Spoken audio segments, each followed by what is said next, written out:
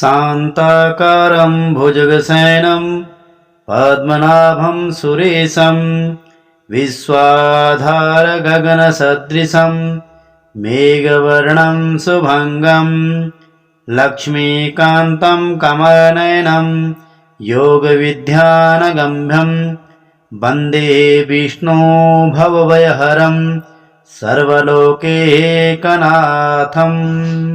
बोलिए नारायण भगवान की जय। आइए अब हम आपको कार्तिक मास के 7वें अध्याय की कथा का श्रवण पान करवाते हैं।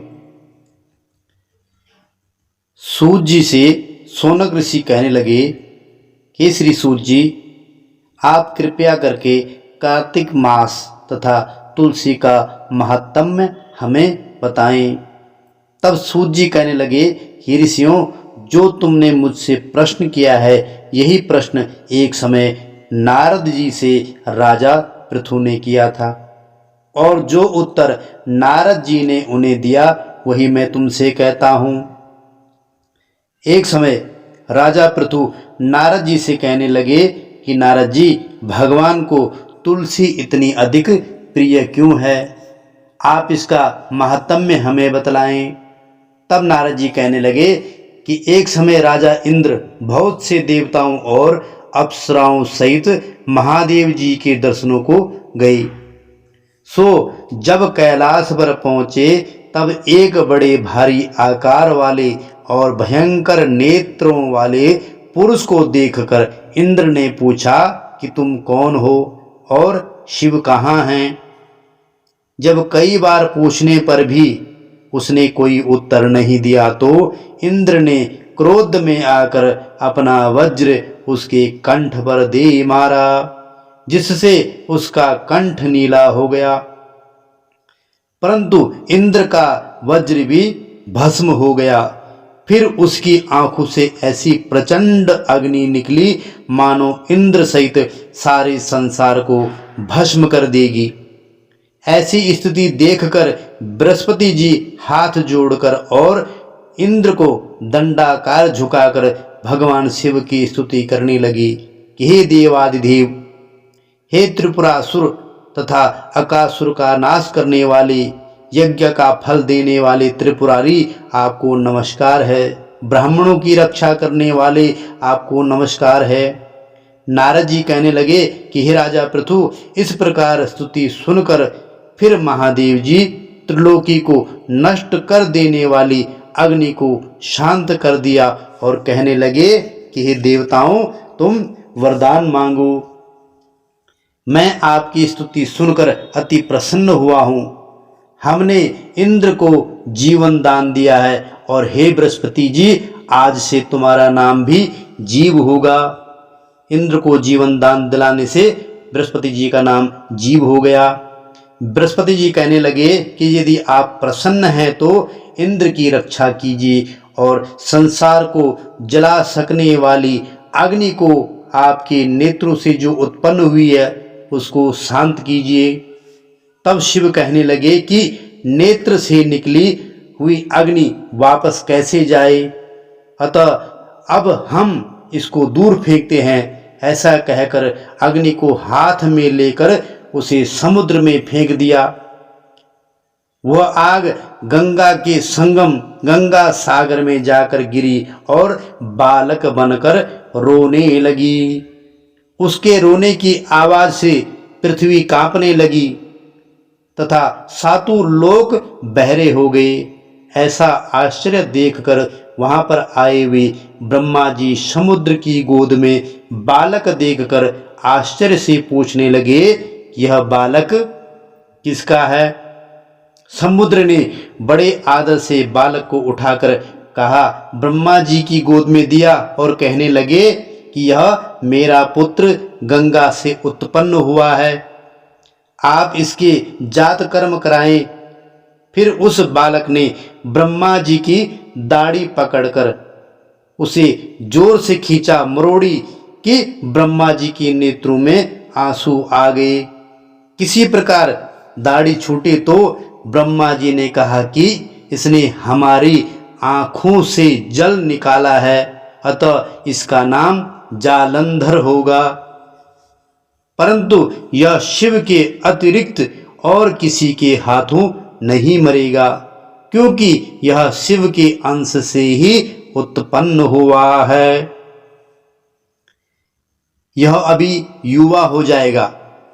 तब ब्रह्मा जी शुक्राचार्य को बुलाकर और उसका राज्याभिषेक कराकर अंतर ध्यान हो गए।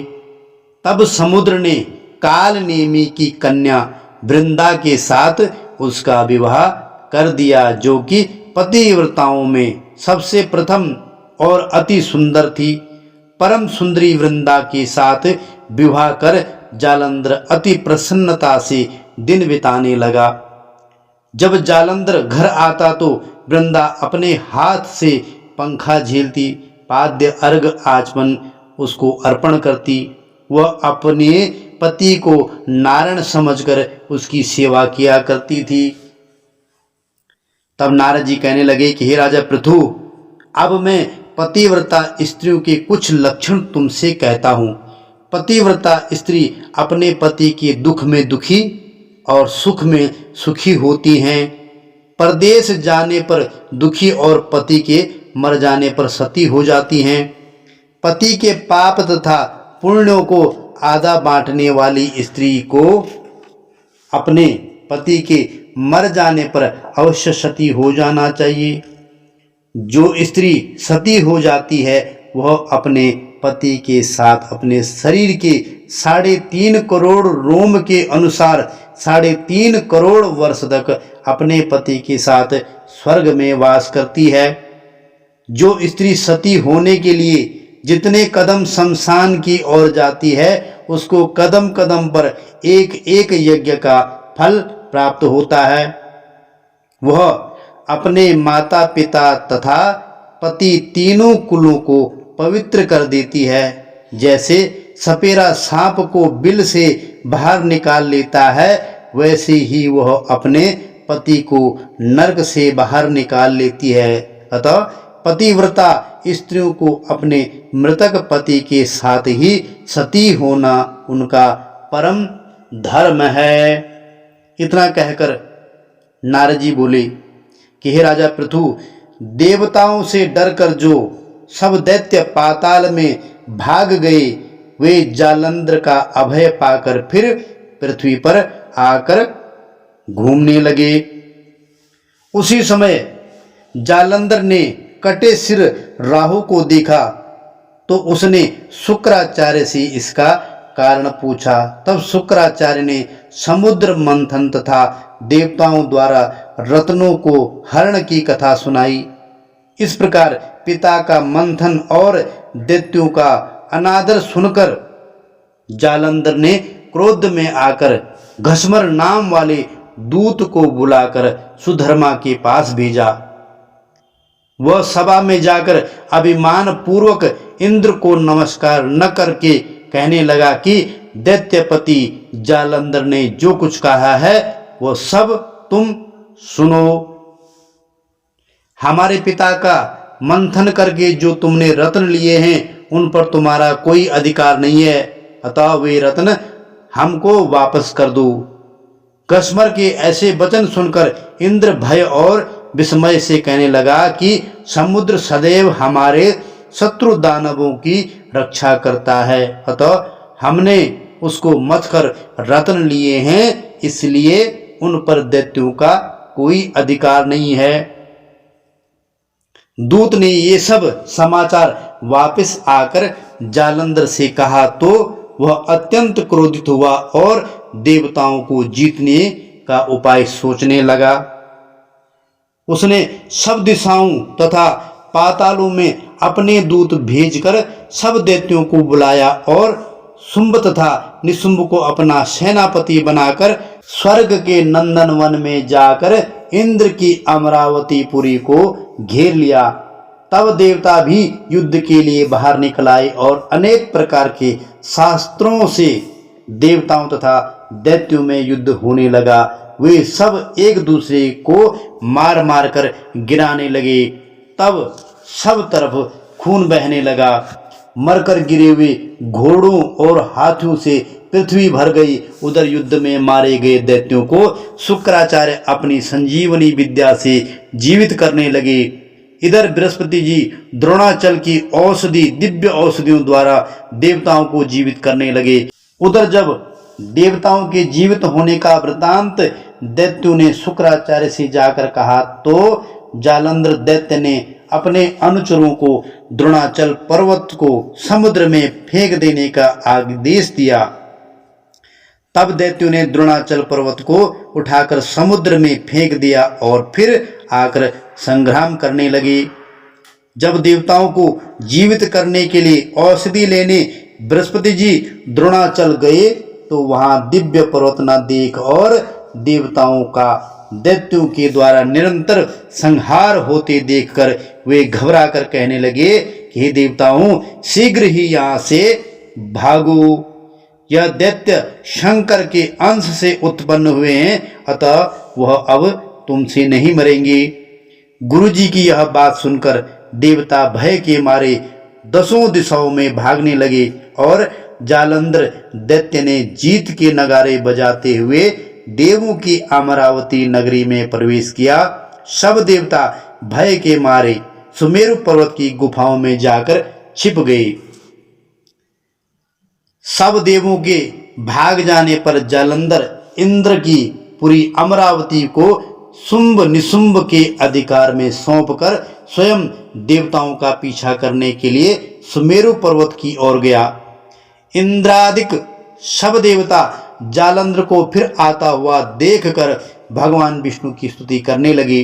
बोले, हे मत्स्य कच्छ आदि अनेक रूप धारण करने वाले, भक्तों के दुखों का नाश करने वाले, सारी सृष्टि का पालन तथा संहार करने वाले, शंख चक्र गदा और पद्म को धारण करने वाले, आपको हमारा नमस्कार है। हे लक्ष्मीपति, दैत्यों का नाश करने वाले, पीतांबरधारी, शरणागतों की रक्षा करने वाले, आपको नमस्कार है। जालंधर दैत्य से दुखित देवताओं ने संताप को हरने वाले, सूर्य और चंद्रमा दो नेत्रों वाले, आपको नमस्कार है। नारद कहने लगे कि हे राजा पृथु, जो कोई भगवान की इस संकट नाशक स्तुति को पढ़ता है उसके संकट नाश हो जाते हैं। भगवान विष्णु देवताओं की स्तुति सुन और उनको दुखी जानकर शीघ्रता से उठ गरुड़ पर सवार होकर जाने लगे तो लक्ष्मी ने पूछा कि भगवान आप कहाँ जा रहे हैं? तब उन्होंने उत्तर दिया कि तुम्हारे भाई जालंधर से पीड़ित देवताओं की सहायता के निमित्त मैं जा रहा हूँ। तब लक्ष्मी जी कहने लगी कि भगवान, मैं आपकी परम प्रिया हूँ, तब आप मेरे भाई को कैसे मारेंगे? तब भगवान ने कहा कि शंकर से उत्पन्न हुआ ब्रह्मा के वचन से हम जालंधर को कदापि नहीं मारेंगे। ऐसा कहकर वे शंख चक्र और खड्ग लेकर जालंधर से युद्ध करने के लिए चल दिए। जिस समय भगवान युद्ध करने के लिए गए तो बहुत से दैत्य गरुड़ के पंखों के वेग से ही मारे गए। पवन से पीड़ित दैत्यों को देखकर जालंधर को अत्यंत क्रोध आया और वह भी विष्णु के सम्मुख युद्ध को आया। उस समय भगवान विष्णु और जालंधर दैत्य का महाघोर युद्ध हुआ। आकाश मेघों की तरह बाणों से ढक गया। तब भगवान ने जालंधर की ध्वजा, छत्र, घोड़े और धनुष सब अपने बाणों से काट डाले। जालंधर ने भी गरुड़ के मस्तक पर गधा मारकर गरुड़ को मूर्छित कर दिया। भगवान ने उसकी गधा को अपनी तलवार से काट दिया। फिर दोनों में मल्ल युद्ध हुआ। जालंधर ने भगवान की छाती पर मुक्का मारा। उस समय भगवान और जालंधर के इस घोर युद्ध को देखकर सारा संसार भयभीत होकर कंपायमान हो गया। तब भगवान विष्णु ने कहा कि हे दैत्यराज, तुम्हारा और हमारा युद्ध ठीक नहीं, क्योंकि तुम लक्ष्मी के भाई हो। तब जालंधर ने कहा, यदि आप प्रसन्न हैं तो मुझको यही वरदान दें कि लक्ष्मी जी तथा अपने गणों सहित आप मेरे घर में वास करो। भगवान ने एवमस्तु कहा। एवं वस्तु कहकर भगवान लक्ष्मी जी सहित जालंधर नगर में चले गए। तब जालंधर देवताओं के स्थान पर सब दैत्यों को नियुक्त करके जालंधर नगर में निवास करने लगा और देव गंधर्व किन्नर यक्ष आदि के पास जो भी रत्न थे वे सब अपने अधिकार में करके निशुंभ को शासन करने के लिए पाताल में भेज दिया। वहां उसने शेषादि नागों को वश में कर लिया। इस प्रकार जालंधर देव यक्ष किन्नर गंधर्व और मनुष्यों सब को अपनी प्रजा बनाकर पुत्र समान तथा धर्म की नीति से उनका पालन करते हुए त्रिलोकी का राज्य भोगने लगे। तब नारद जी कहने लगे, हे राजा पृथु, एक समय भगवान के दर्शन करने तथा जालंधर की राज्य लक्ष्मी देखने के लिए हम भी वहां गए थे। बोले नारायण भगवान की जय। सर्वे भवन्तु सुखिनः, सर्वे सन्तु निरामया, सर्वे भद्राणि पश्यन्तु, मा कश्चित् दुःखभाग् भवेत्।